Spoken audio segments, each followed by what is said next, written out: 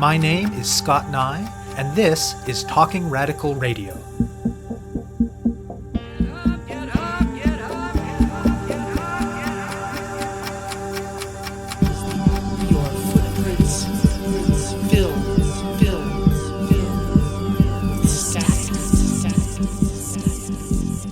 Hello and welcome to Talking Radical Radio, where we bring you grassroots voices from across Canada.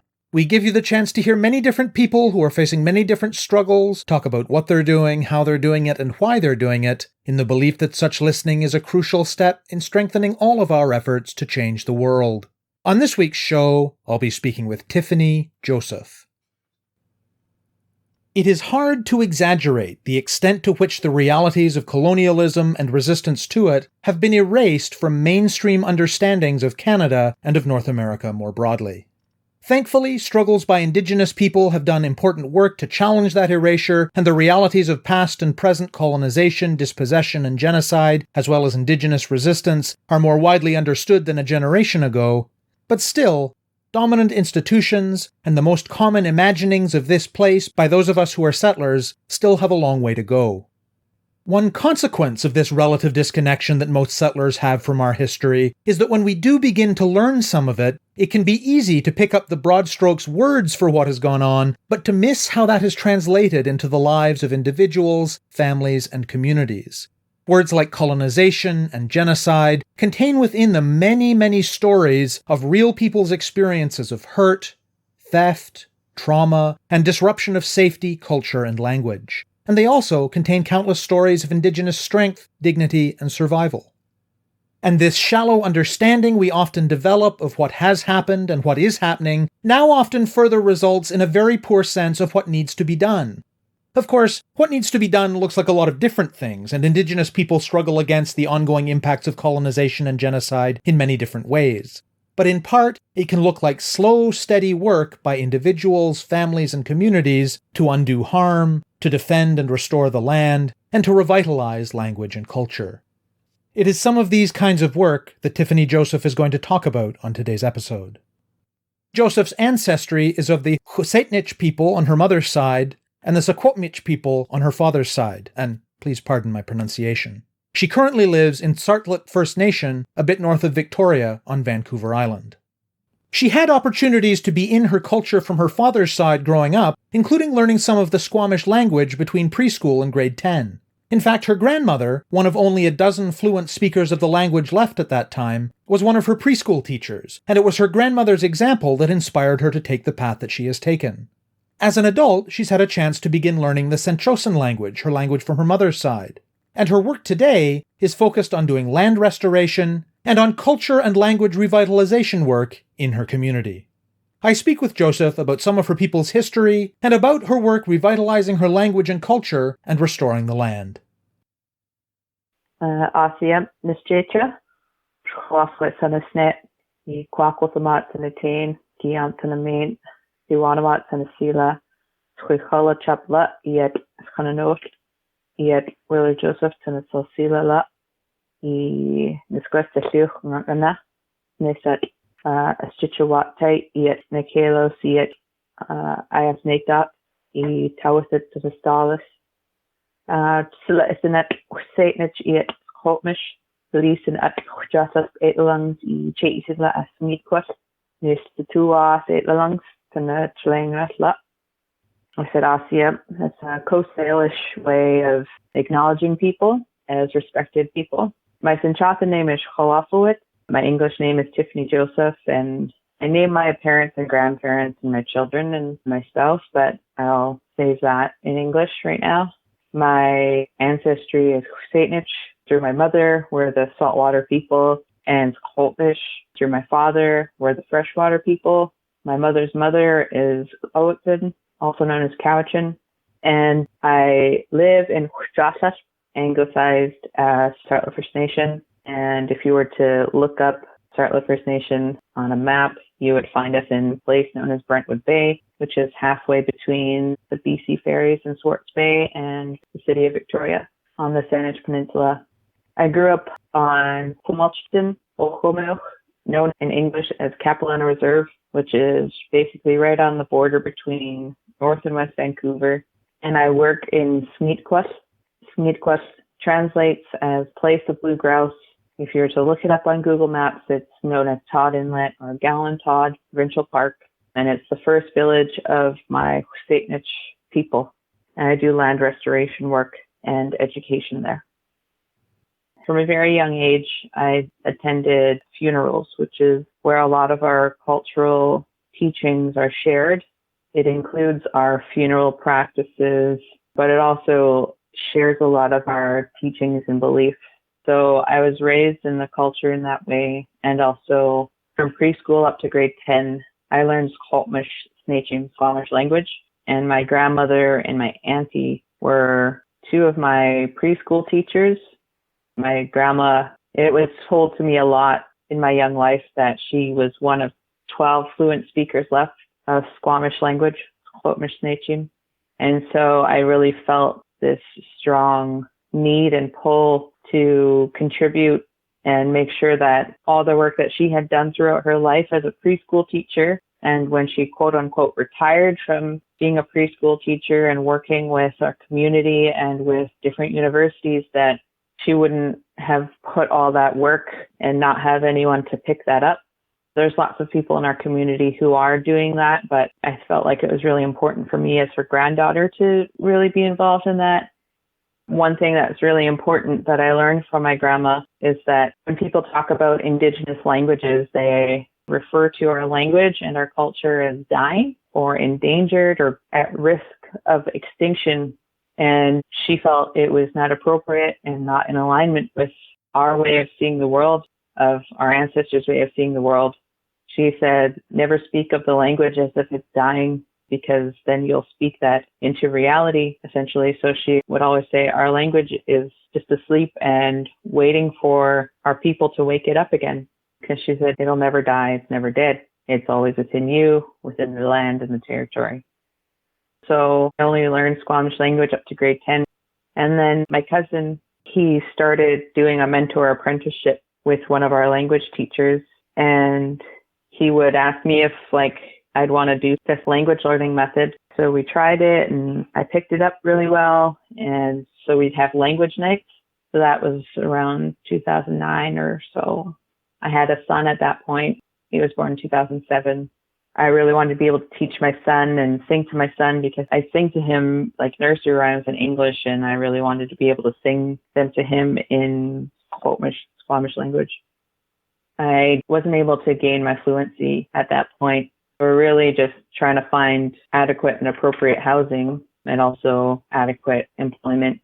So I didn't really get to take up that mentor apprenticeship program like my cousin did, but I would have that involvement just by our relationship. And in 2015, the SÁNEĆ School Board and the University of Victoria formed a partnership program called Tsartlip East, and it's a 2-year program where students could get a diploma in Indigenous language revitalization. That's when I started learning Tsartlip language. Basically, it's like every day learning Tsartlip and learning about our history and things like that. That's when I became really more fluent as an Indigenous language speaker, because my Tsartlip background, I've learned a lot of things, but I wasn't really conversational level. But I can have a certain amount of conversation in Tsartlip, and I do my best to teach about Indigenous plants in particular, and also caretaking of land. And I'm also a certified pollinator steward. Talk a bit about the historical context that makes it necessary to be doing cultural and language revitalization work. My grandparents went to residential school. My grandfather, when he was in residential school, he recognized that they weren't teaching him anything that was going to be useful. They weren't even teaching him literacy and math appropriately. And so he removed himself from the residential school. He learned a lot of different trades, I guess you could say. He was a boat builder, he was a fisherman, and I think he was 17 when he enlisted himself with the army so that he could fight in World War II. So in residential school, of course, he was punished for speaking Tsartlip. And when he joined the army, he lost his Indian status, which there's many impacts, but in terms of treatment from the army, what I understand from my family is that people, when they fought in World War II, they had the opportunity to own some land, but they did not give that opportunity to my grandfather. So even though he lost his status, he also did not gain any benefits that were afforded to other quote unquote Canadians, and he did not get very much support from the army at that time. But he worked really hard on his boat as a fisherman with my grandmother to be able to afford to buy some land, and it is on our Sayout Reserve. He raised 15 children, including my mother, with my grandmother. Because of the things that he faced, not only in residential school, but also in the Canadian society, he and my grandma did not pass on their language to my mother and her generation. And I believe it's his grandfather, was a boat builder. So, he was a boat builder and not a canoe builder. So already going back to my great grandmother's decision to marry a boat builder so that her son and grandson could learn boat building skills. They learned boat building skills instead of canoe building skills. But there are some things that he managed to carry on with this interruption of our cultural practices of relating to the land and the sea. But he maintained what he was able to with all of this systemic oppression of us continuing on our culture. I hope people know about the potlatch ban.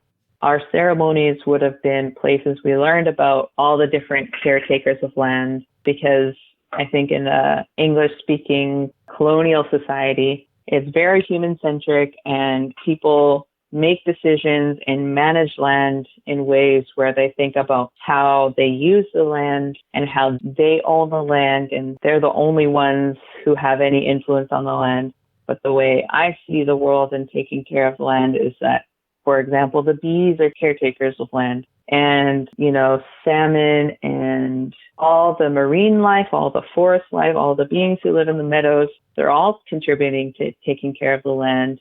And it's our job to recognize when things are in balance and out of balance. And that's where we as human beings can step in.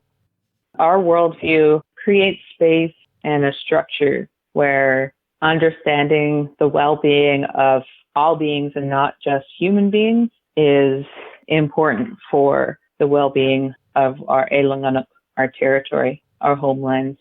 And our homelands are the homes of all the animals in the air, on the land, in the waterways, and also all the plants. And so we're responsible to all of those beings. There's just been an aggressive effort when the Canadian government was establishing itself to take away our control over the land. So here in Tsartlip, for example, we adapted. We did everything to adapt. The first biggest thing that our people faced was the disease of the colonizers. They had many diseases that really impacted our population. Many thousands of our people died. And then also the people that we met were just drastically different from us. So, even the concept of honesty is not something that the people who arrived here had. So one of the places they arrived is around Cordova Bay. One of the first things those people did was set a forest on fire so that they could set up a camp. And then we had two chiefs show up there to check in and see what was going on. And then the people ran away.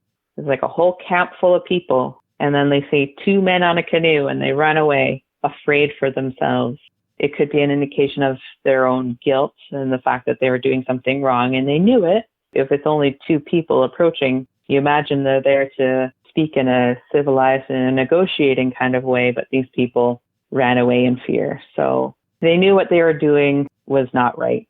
And then on my Holtmish side, when they were establishing Kitsilano, they deemed my people, my ancestors, and my great-grandfather was there. They deemed them as people who would bring down the cost of the land. And so they put our people on a barge and removed them from that village. They gave people money, but they're like, we don't want to take this money. We want to stay here. And they said, you bring down the value of this land. Well, interestingly enough, the value of that land is even there because of how we took care of the land. And when they were establishing the city of Vancouver, they cut down our ancient cedars and blockaded us out of the city so that we could not enter their quote unquote city that they were forming. We really revered cedar because it provided us homes, provided us clothing, it provided us medicine. So when they would do things like that to us, it was because they recognized how much we revered the cedar tree. So, these are hurtful and violent actions and manipulative and aggressive. And yet we did everything to try and adapt and help basically communicate in a way that these early settlers would understand. So in SÁNEĆ, the whole SÁNEĆ Peninsula, our chiefs put up a fence. We didn't have fences before, but our late elders understood, okay, this is something these people understand. Let's put up a fence and say, this is our territory. This is the land we're going to take care of. We're going to hunt here, fish here, live here. You people can continue in your Fort Victoria. But they gradually, over time, would just take over more and more land. So there's a lot of dishonesty in the approach of settling the land. What I hope to do is speak about these truths, because if we don't talk about them, we can't understand the harm that has caused my people. People can't understand how we do not trust a lot of people.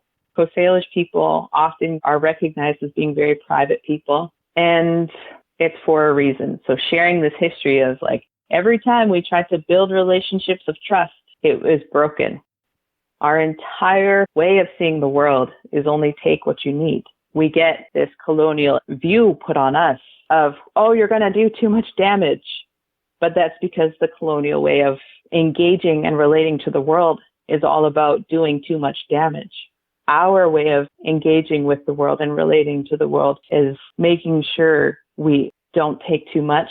We know where we belong, and we know there's places we don't belong, and we do not have the right to go into that place. It could be a land that we don't belong to. It could be a ceremony we don't belong to. We understand that, and we don't take offense to that. But in the colonial world, when people hear they're not allowed to go somewhere, they take that as an offense, and they want to destroy other people from stopping them from going somewhere where they don't belong. What are some of the key approaches for you for doing this language and cultural revitalization work? I would say the key approaches is taking that honesty approach, but also an inclusivity approach. The way I was raised is just seeing everyone as equal. On both sides of my family, it's about seeing everyone as equal. You're never better than another person. Making people feel safe is really important. And it needs to be a balance of being able to talk about difficult truths, but also making people feel safe and like they belong. But what I recognize is that in that inclusion, without giving that strong background of understanding our laws and our approaches and what the consequences are, not just for a social consequence, but consequences for the land or our ceremonies if our rules and laws aren't followed, then it's hard to maintain the harmony needed and also the respect of our bloodline family. I feel like there's a lot of ways that we can share our culture, and I try to imagine that all the time. I'm like, if the first people who came here weren't liars and thieves and rapists, how would we be able to relate? Because, of course, not all early settlers were liars, thieves, and rapists. So how would we relate to these people if we were dealing with the honest people, the relationship building people, the respectful people, the people who can be given the idea that you're not welcome into this part of our culture because you're not born into this, but you're a guest here and you're welcome to all these other parts of our culture, you know? So what I do is no matter what I'm teaching in, I will get everyone to introduce themselves, say their full name, their parents' full names, and their grandparents' full names. So I get people to share their family history. On the one hand, in terms of our day-to-day interaction, we treat everyone like family. And in our languages, in Tsartlip, we say, "Siyait." My cousin told me that my grandma said to him, "Siyait" was like a word that you would say for somebody who you don't know how you're related yet. And there's the common term that people know is like all my relations. So I also emphasize it's not about just all my relations as human beings. It's all my relations of the animals and the spirits and the water and everything that exists on the planet of Earth. So in our day-to-day lives, creating relationships where we feel like family is important.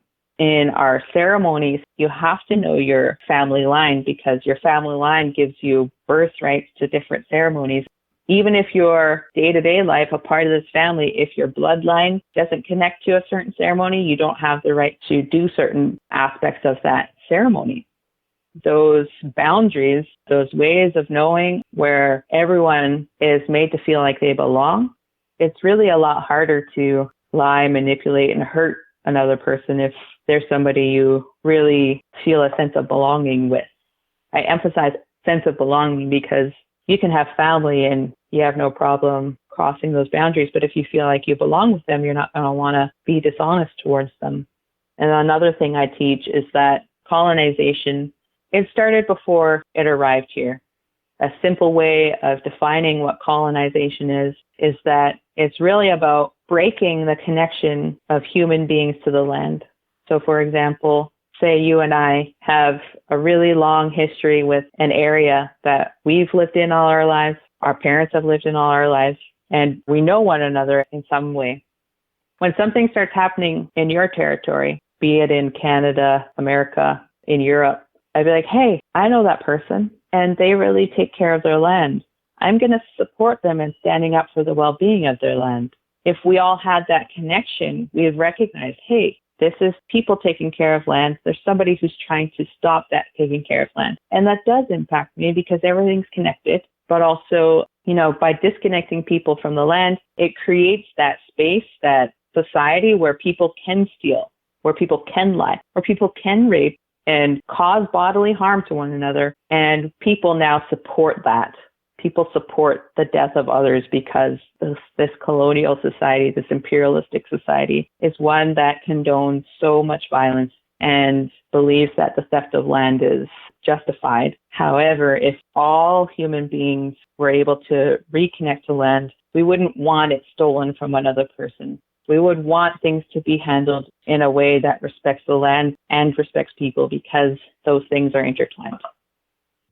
What kinds of changes would you like to see from the Canadian government or from the settler society that would work towards supporting or at least getting out of the way of the language and cultural revitalization work that you do? For me, cultural reclamation really is building our connection to the land, but the language comes from the land too. So the way I teach this to people who grew up speaking English is I talk about onomatopoeia.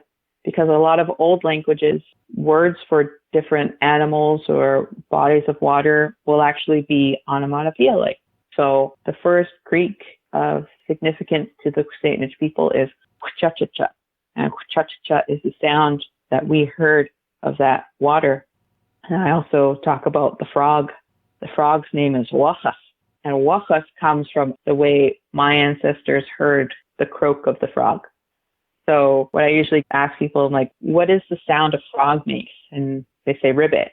Now, let's say what my people call the frog, wachas. I use that to show this is the sound of the land. This is the voice of the land is a wachas here. So we need to be able to connect back to our land. That's why I teach outside.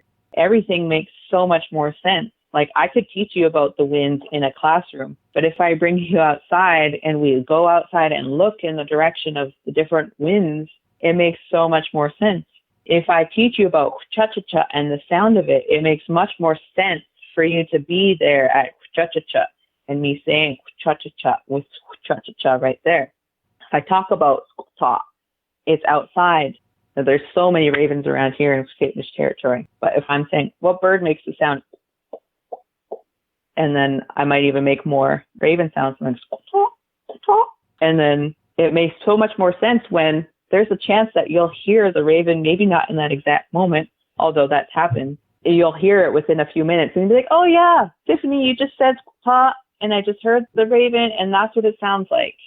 So being able to be out on our land and being in culturally significant places And the reason the Canadian government can be a barrier to that is, first of all, of course, they've developed our land, and some of these creeks or places that we had certain practices, they've developed on it, be it commercially or residentially.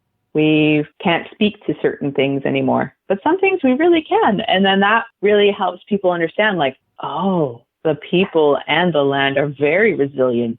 We've done so much damage, and yet there's something here.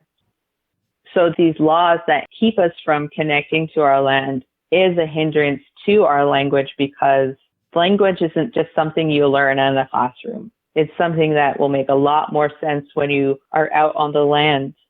So the government can get out of the way by giving our land back, by repairing damages it's caused, by creating policies in alignment with the Indigenous ecosystems.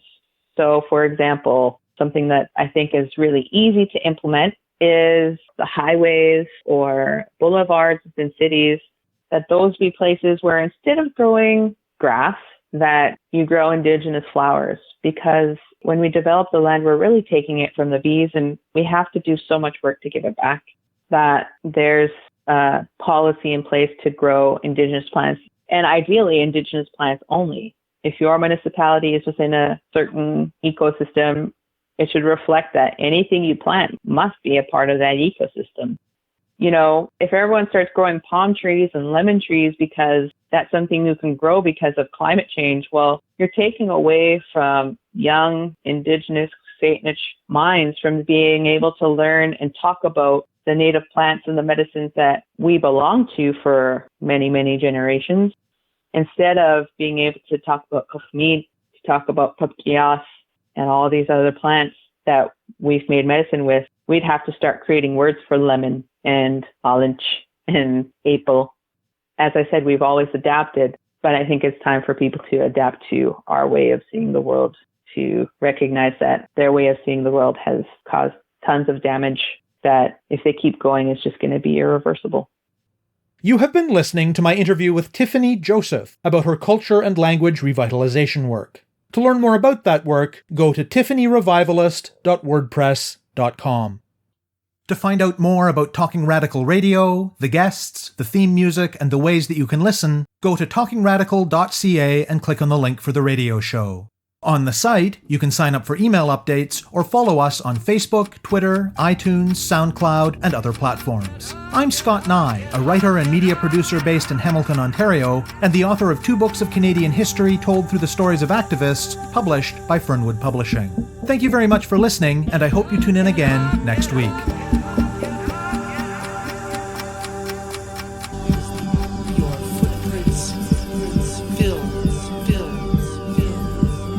Static.